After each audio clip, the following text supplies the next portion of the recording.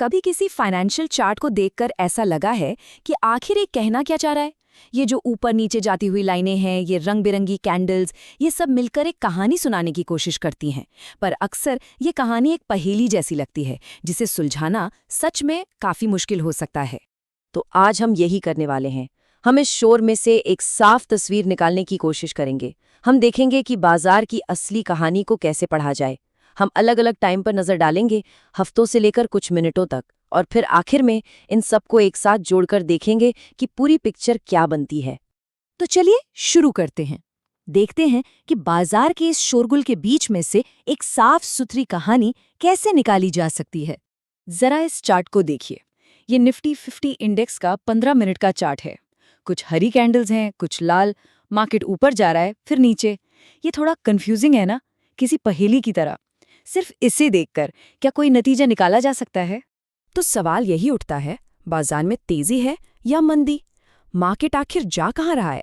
देखिए, सिर्फ इस एक चार्ट को देखकर तो कोई भी कंफ्यूज हो जाएगा।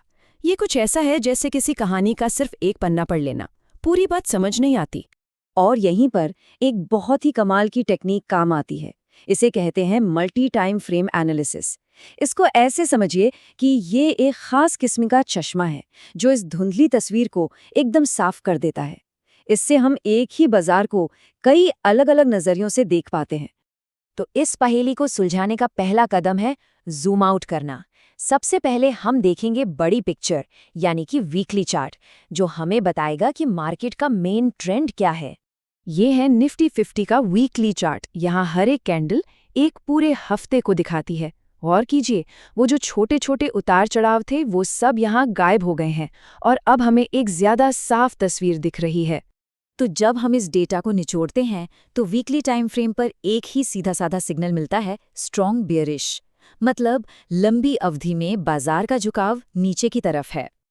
तो लंबी अवधि की तस्वीर तो एकदम साफ है। मेन सिग्नल स्ट्रॉन्ग बेयरिश का है और बाजार में बेज, यानी वो लोग जो बाजार को नीचे ले जाना चाहते हैं, वो हावी हैं। ठीक है, तो ये हमारी कहानी का बेस बन गया। चलिए, अब हमने बड़ी पिक्चर तो देख ली। अब थोड़ा जूम इन करते हैं और कहानी में और गहराई से उतरते हैं। अब हम वीकली व्यू से सीधे आ गए हैं 4 घंटे के चार्ट पर, और यहाँ हमें हफ्ते के अंदर ही एक अलग तरह की हलचल दिख रही है।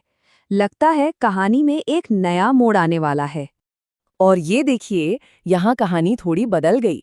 इस टाइम फ्रेम पर एक नया सिग्नल आ गया है, बुल्स एक्टिव। इसका मतलब है कि अब बुल्स यानी तेजी लाने वाले लोग एक्टिव हो गए हैं। और जब हम 1 घंटा और जूम इन करते हैं 1 घंटे के चार्ट पर, तो वही सिग्नल और पक्का हो जाता है। यहाँ भी बुल्स एक्टिव हैं, यानी शॉर्ट टर्म में तेजी का माहौल बन रहा है। अब हम कहानी के सबसे तेज हिस्से में जा रहे हैं, जहां एक्शन पल पल बदलता है। इसे इंट्राडे का शोर भी कहते हैं, जहां चीजें बहुत तेजी से बदलती हैं। 30 मिनट के चार्ट पर भी ये शॉर्ट टर्म तेजी का सिग्नल बना हुआ है। हमें अभी भी बुल्स एक्टिव ही दिख रहा है। लेकिन 1 मिनट, यहाँ कहानी में फिर से एक ट्विस्ट है। 15 मिनट के चार्ट पर, हाँ, ये वही चार्ट है जहां से हमने शुरू किया था। अब यहाँ बेयर्स एक्टिव का सिग्नल वापस आ गया है। ये दिखाता है कि छोटे टाइम फ्रेम पर कितना ज्यादा उतार चढ़ाव हो सकता है।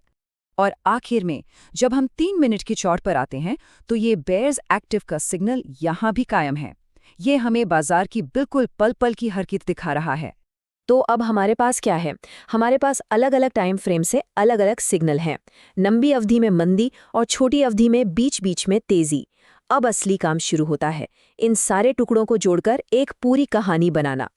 तो देखिए, एक तरफ वीकली चार्ट है जो चिल्ला चिल्ला कर कह रहा है स्ट्रॉन्ग बेरिश, और दूसरी तरफ 4 घंटे का चार्ट है जो कह रहा है बुल्स एक्टिव। पहली नज़र में ये उल्टा लग सकता है। इसे ऐसे समझते हैं, लंबी अवधि का मेन ट्रेंड तो मंदी का ही है, लेकिन उस मंदी के ट्रेंड के अंदर छोटी अवधि के लिए एक उल्टा मूव चल रहा है, जहां बुल्स यानी तेजी वाले लोग एक्टिव हैं। तो ये विरोधाभास नहीं है, ये कॉन्टेक्स्ट है। एक ट्रेडर इस जानकारी का इस्तेमाल कैसे कर सकता है? वो लंबी अवधि के मंदी के ट्रेंड को ध्यान में रखकर छोटी अवधि में आए उछाल को मुख्य ट्रेंड की दिशा में ट्रेड करने के लिए एक बेहतर एंट्री पॉइंट के रूप में देख सकता है। एक बहुत अच्छी कहावत है, जो इस बात को एकदम साफ कर देती है। बड़ी तस्वीर मंच तैयार करती है, लेकिन छोटी तस्वीर टाइमिंग तय करती है। मतलब वीकली ट्रेंड हमें बताता है कि नदी किस दिशा में बह रही है, और छोटे टाइम फ्रेम हमें ये समझने में मदद कर सकते हैं कि उस बहाव में कब और कहाँ एंट्री लेना सही हो सकता है। और ये हमें हमारे सबसे ज़रूरी पॉइंट पर लाता है।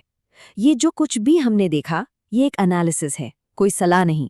और ये समझना बहुत ज़रूरी है कि इस टूल का इस्तेमाल जिम्मेदारी से कैसे किया जाए।